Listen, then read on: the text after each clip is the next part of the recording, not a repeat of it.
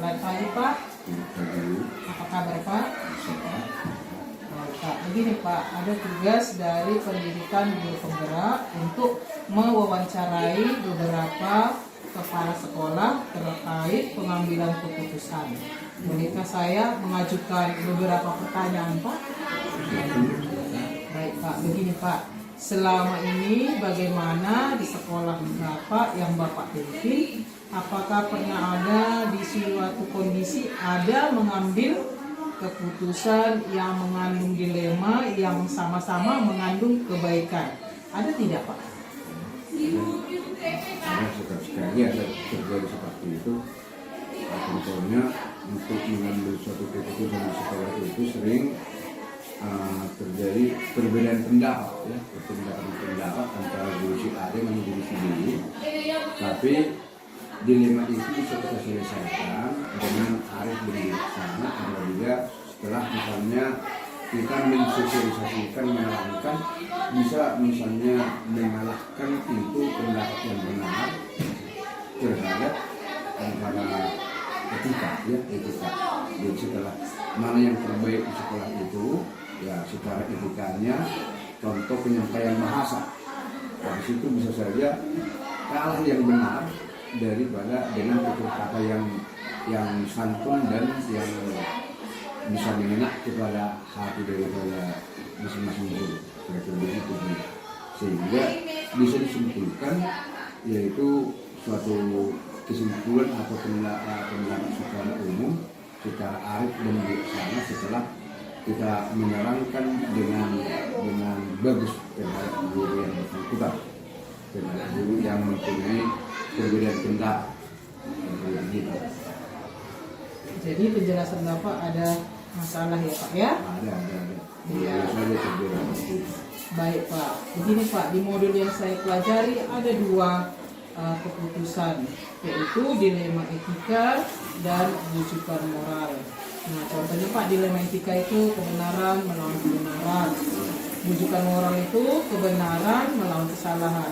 Nah menurut Bapak, bagaimana cara Bapak mengidentifikasi kasus-kasus selama ini dilema etika dan dilema moral?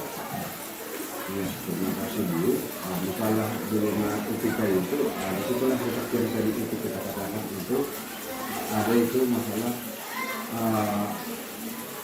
kebenaran bertentangan dengan etika, ya, kebenaran bertentangan dengan etika. Jadi maka disitulah yang perlu kita sebagai kepala sekolah harus arif dan bijaksana, ya, arif dan bijaksana untuk menyelesaikan masalah tersebut. Bisa kadang-kadang itu kebenaran itu dikalahkan oleh etika sesuai dengan kondisinya. Jadi termasuk masalah tutur kata sewaktu menyatakan kebenaran itu bisa kalah karena etika. Begitu maksud saya. Itulah kira-kira. Sedangkan masalah moral yaitu masalah kebenaran dan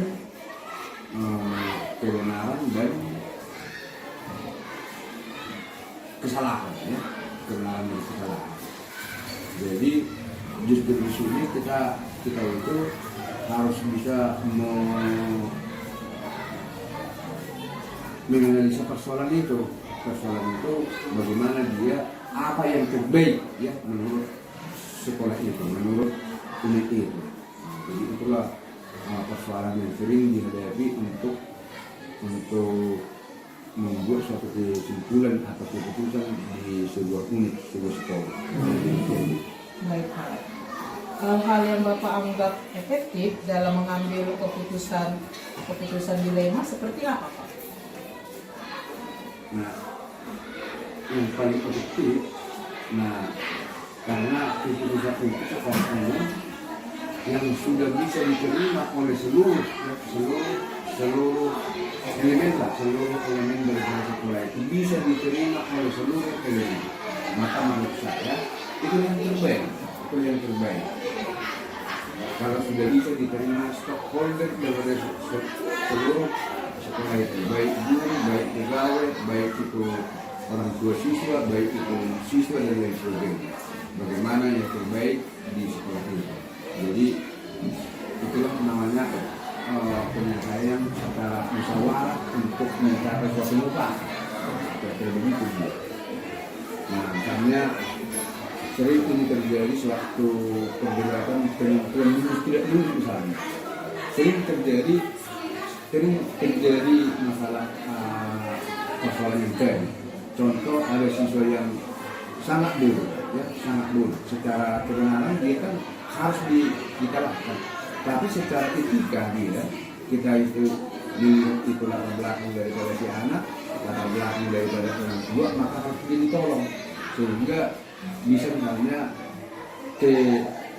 kebenaran itu dikalahkan oleh etikanya. Bagaimana terbaik sesuai dengan kondisi. Kira-kira mungkin. Baik Pak, berarti ada musyawarah ya Pak ya? Ya, musyawarah. Baik Pak, keputusan dilema itu apa tantangannya Pak? Nah, seperti yang saya katakan tadi, untuk membuat apa ini keputusan itulah yang perlu seorang kepala sekolah itu sebagai manajer di sebuah sekolah itu harus dia arif dan bijaksana. Jadi jangan misalnya menganggap sebagai kepala sekolah kita harus apa yang kita pikirkan oleh kepala sekolah itu harus terkenal. Tapi setelah misalnya terjadi musyawarah dengan bapak ibu dengan alasan-alasan yang kuat, maka bisa mengambil suatu keputusan yang terbaik. Jadi itulah dilema. Dan sekarang kita harus mengalah secara perasaan demi kepentingan bersama. Jadi menurut saya sebagai kepala sekolah harus bisa dia bertindak sebagai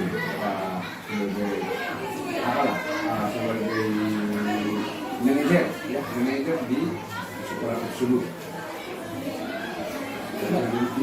Baik Pak, oke. Bapak sudah menjelaskan tadi ya Pak ya keputusan. Baik Pak, apakah Bapak memiliki jadwal tertentu dalam menyelesaikan masalah? Maksud saya, apakah Bapak menyelesaikan masalah itu terjadwal? Ya, yang jelas itu semua kegiatan itu harus terjadwal oleh kepala sekolah. Contoh kalau kegiatan seperti itu, maka ditentukan hari yang tepat. Sudah ada di dalam program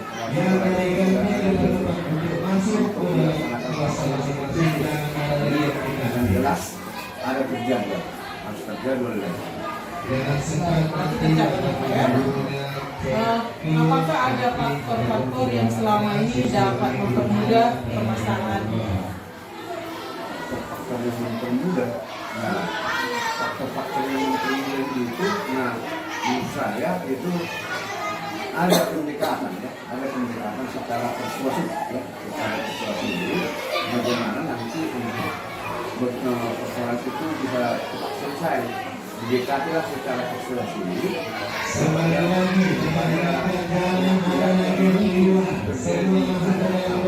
perbedaan. Setelah didekati secara persuasif, maka saya yakin persoalan itu semua akan terselesaikan demi kebaikan bersama. Itu bukan. Berarti ada kebaikan ya Pak ya, sama ya Pak ya. Dari semua yang Bapak sampaikan tadi, apa kesimpulannya Pak? Kesimpulannya di dalam sebuah itu yang terutama biar sekolah itu bisa berjalan dengan lancar, sebelumnya harus ada kerjasama yang bagus ke seluruh stakeholder, kerjasama yang bagus demi kebaikan bersama. Jadi tidak boleh berjalan sendiri-sendiri. Misalnya pendapat daripada guru bahasa Indonesia harus sejalan dengan pendapat daripada guru matematika, karena itu harus berkolaborasi untuk mencapai suatu tujuan tadi. Jadi kata kuncinya semua harus dikerjakan dengan kerjasama yang baik, berkolaborasi dengan mantap, dengan jangan mengharapkan pilihan ya.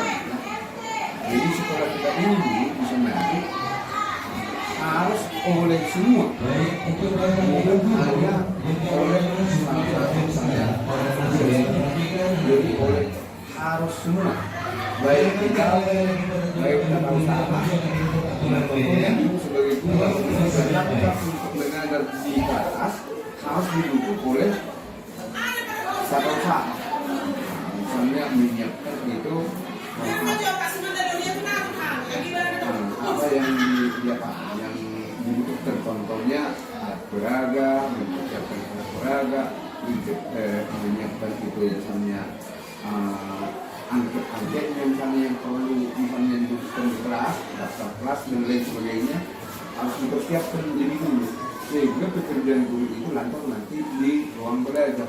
Begitu juga data-data dari guru itu harus disampaikan kepada cara usaha sehingga nanti administrasi sekolah itu bisa bagus. Nah, kalau begitu dia menurut saya dan yang saya lakukan di sekolah kita ini. Baik Pak, terima kasih ya Pak atas waktunya. Bapak sudah menjelaskan pengambilan keputusan. Selamat pagi Pak. Selamat pagi Pak. Ya, selamat pagi Bu. Gimana kabarnya Pak? Ya, puji Tuhan, sehat Bu. Ibu juga sehat ya? Sehat Pak. Ada yang mau saya tanyakan seputar sebagai kepala sekolah dalam pengambilan keputusan. Bapak punya pengalaman nggak bagaimana Bapak berada dalam situasi dilema saat pengambilan keputusan? Ya, tentu untuk pengambilan keputusan dari berbagai kasus ataupun program, tentu sebelum kita mengambil suatu keputusan, kita harus bahas dulu secara mendalam tentang apa masalah ataupun topik yang harus kita putuskan, sehingga dengan harapan keputusan itu akan membuahkan hasil yang baik untuk sekolah kita. Itu. Baik Pak. Kasus dilema yang Bapak hadapi itu apakah pilihan antara kedua-duanya benar atau pilihan yang satu benar dan yang satu salah Pak? Iya, ini dua-duanya bisa sekaligus pernah kita alami. Misalnya dua hal yang harus kita putuskan, ya dari dua ini ataupun tiga, satu harus kita putuskan gitu ya. Jadi ini kadang sesuatu yang sulit karena sama-sama benar, sama-sama perlu, cuman harus kita identifikasi mana keputusan yang harus kita pilih, mana yang paling urgent, mana yang paling berdampak, mana yang paling prioritas. Itu yang pertama. Yang kedua, memutuskan di antara yang benar dan salah, tentu ini kan memutuskannya cukup gampang ya, maka yang benar yang paling berdampak inilah yang akan kita putuskan. Misalnya ini pernah kita alami, siswa kita kelas 9 ya, wali kelas sudah melakukan proses terhadap masalah yang dialami oleh siswa dari pelanggaran terhadap komitmen di kelas maupun tata tertib. Itu kan biasanya ada surat panggilan pertama, kedua, ketiga. Setelah itu mungkin ya akan ada pemberian kepada orang tua. Jadi proses itu, tahapan itu sudah dilakukan oleh Bapak Wali kelas sesuai dengan tata tertib itu sampai ke mau ke garis finish ya. Jadi ketika mau garis finish ya Bapak Wali kelas itu kita tangkap kita bagaimana jalan keluarnya ini Pak, karena dia sudah mendekati batas toleransi tentang kesepakatan kelas atau tata tertib. Jadi ini kan menjadi dilematis. Kalau kita mengacu pada kesepakatan kan ada konsekuensi yang harus dilaksanakan. Tapi di satu sisi juga kita harus berpikir ketika itu yang kita lakukan itu kan bukan sesuatu yang terbaik untuk siswa, termasuk juga untuk sekolah. Karena kita juga tidak mau di tangan kita putus masa depan anak-anak itu.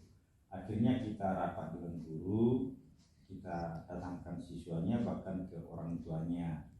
Artinya kita kasih penjelasan, ya penyadaran kepada si anak dan juga kepada orang tua, dan puji Tuhan dengan pendekatan-pendekatan seperti itu sampai sekarang, ya si anak itu bisa berubah, bisa eksis melakukan pembelajaran. Kira-kira seperti itu. Jadi kadang kan kalau sepintas kita lihat terlalu toleran ya, untuk apa kesepakatan itu, karena nggak seperti itu. toh juga udah dilanggar, kenapa masih kita kasih kesempatan untuk meneruskan pendidikan di sini. Tapi itu tadi, ya kita harus berpihak kepada siswa dan memikirkan masa depan mereka, seperti itu. Baik Pak, selama ini bagaimana Bapak mengidentifikasi kasus-kasus misalnya tadi yang merupakan dilema etika atau bujukan moral Pak? Ya tentu dari berbagai kasus itu ya kita lihat ini kan masih sekolah itu kan tempat pembinaan ya, bukan langsung cepat kita memvonis membuat suatu keputusan. Jadi kita lihat masalahnya masih bisa ditoleransi. Tentu kita melakukan pendekatan persuasif ya, memberikan pemahaman ya, kesadaran kepada siswa ya, termasuk juga kepada orang tua. Kira-kira seperti itu. Ya Pak. Lalu bagaimana Bapak menjalankan pengambilan keputusan di sekolah Bapak, terutama untuk kasus-kasus yang ada dua kepentingan yang sama-sama benar atau sama-sama mengandung nilai kebajikan? Iya, yang jelas apa yang sudah kita putuskan, tentu harapan kita harus konsisten untuk melaksanakan keputusan tersebut. Hanya saja ya kita harus tetap pantau, harus kita tetap iringi bagaimana supaya ada kesadaran yang sangat tinggi dari semua pihak, termasuk wali kelas, bapak ibu guru, si siswa dan orang tua untuk kebaikan bersama tadi. Jadi kita pantau, bahkan kita evaluasi, kira-kira seperti itu. Baik Pak, berarti ada evaluasi ya Pak ya? Ada evaluasi terhadap apa yang kita putuskan. Baik Pak, langkah-langkah atau prosedur seperti apa yang Bapak lakukan selama ini? Ya langkah-langkah ataupun prosedur yang kita lakukan, pertama kan kita amati ya, atau yang kedua ketika ada kasus-kasus yang dilaporkan oleh seluruh warga sekolah, tentu kita bicarakan misalnya dengan bapak wakil kepala sekolah, kemudian wali kelas, bapak ibu guru yang lain, bahkan termasuk ke siswanya kita panggil ya, secara pribadi juga bisa saya panggil tanpa harus ada di situ wali kelas. Baru setelah itu bersama orang tua, bahkan kita rapatkan di dewan guru, sehingga semua satu derap langkah untuk mengatasi persoalan-persoalan dan satu derap langkah untuk melaksanakan apa yang telah diputuskan. Baik Pak, dalam mengambil keputusan ini hal-hal apa saja yang Bapak anggap efektif dalam mengambil keputusan, khususnya kasus dilema etika? Iya, menurut saya cukup efektif.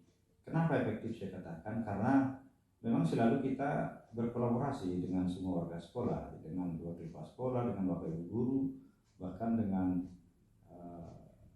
orang tua siswa dan siswa tersebut. Kira-kira seperti itu. Jadi cukup efektif dia, Bu. Ada kolaborasi ya Pak ya? Ada kolaborasi. Iya Pak. Jadi Pak, hal-hal apa saja yang selama ini merupakan tantangan dalam pengambilan keputusan pada kasus dilema etika? Iya, tantangan yang kita hadapi ya memang benar ada, tapi masih bisa toleransi dan masih hal-hal yang wajar. Karena memang yang kita harapkan ada kesadaran moral, ada kemauan, ada komitmen terhadap melaksanakan apa yang sudah kita putuskan. Jadi terkadang kan ya ada semacam, boleh kita katakan lupa, yang jelas kita berpikir positif, mungkin itu bukan sengaja gitu.